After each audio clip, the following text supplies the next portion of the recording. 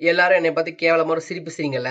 கடல் நீரும் உப்புத்தான், கண்ணீரும் உப்புத்தான், உங்களை நம்பினதே என் தப்பு.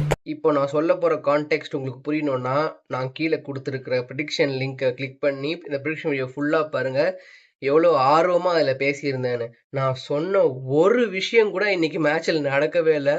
அவ்வளோ பெரிய பவர் ஹவுஸா சவுத் ஆப்பிரிக்கா டீம் ஒரு ப்ராப்பர் ஒன் சைட் கேம்ல தோத்து போய் இன்னைக்கு வெளியே போயிருக்காங்க. ஆனா நான் சொன்ன ஒரு விஷயம் கரெக்ட். மேட்ச் ரொம்ப ஒன் சைடா போகும்னு நினைச்சேன். ஒன் சைடா தான் போச்சு. ஆனா அது நியூசிலாந்து சார்பா போச்சு. யார் அந்த ஃபின் ஆலன்? இந்த அடி அடிக்கிறான். கேகேஆர் வேற வாங்கியிருக்காங்க. ஷோர் ஷாட்டா கேகேஆர் ஓப்பனர் தான். ஏன்னா இன்னைக்கு மேட்சும் ஈடன் கார்னஸ்ல நடந்தது. ஸோ கேகேஆருக்கு இது ஒரு எக்ஸ்ட்ராடனரி பை.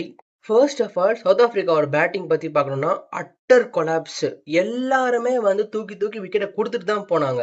யாருக்குமே நின்று கேமை கடைசிட்டு கொண்டு போகணும். அவங்க இது வரைக்கும் என்ன பண்ணாங்களோ அதை இந்த மேட்ச்ல பண்ணுன்ற இதுவே அவங்களுக்கு இல்லை. யான்சன் மட்டும்தான் ரெஸ்பான்சிபிலிட்டி எடுத்து ஒரு 170 கிட்ட போஸ்ட் பண்ணாரு ஸ்கோரை. அண்ட் அதுவுமே வந்து இந்த ட்ராக்லாம் சத்தியமா பத்தாது தான் நினைச்சேன். ஆனா ஒரு 43-44 பால் டிஃபரன்ஸ்ல அவங்க ஜெயிப்பாங்கன்னு நான் சத்தியமா நினைச்சு பார்க்கல. Unreal batting by New Zealand openers. அதுவும் Finn Allen 100 in just 33 balls. அதுவும் 100 runs in 300 ஸ்ட்ரைக் ரேட். சரியான பேட்டிங்கு.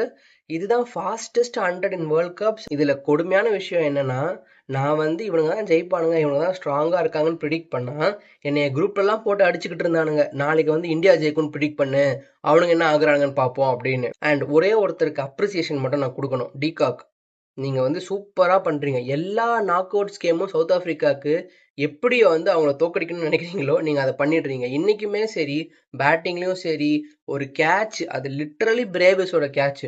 அங்க இருந்து ஓடி வரான். நோ நோ நோ மைன்னு கத்திக்கிட்டு. பிரேவிஸ்க்கு அது ஒரு 20 மீட்டர்ஸ் கூட இல்ல. அவர் அங்க இருந்து கத்திக்கிட்டு வந்து கேட்ச விட்டான். அண்ட் நாளைக்கு நடக்க போற இந்தியா vs இங்கிலாந்து ப்ரிடிக்ஷன் வீடியோவை நான் நைட்டு போஸ்ட் பண்றேன். நீங்க மறக்காம பாருங்க. Until then bye by.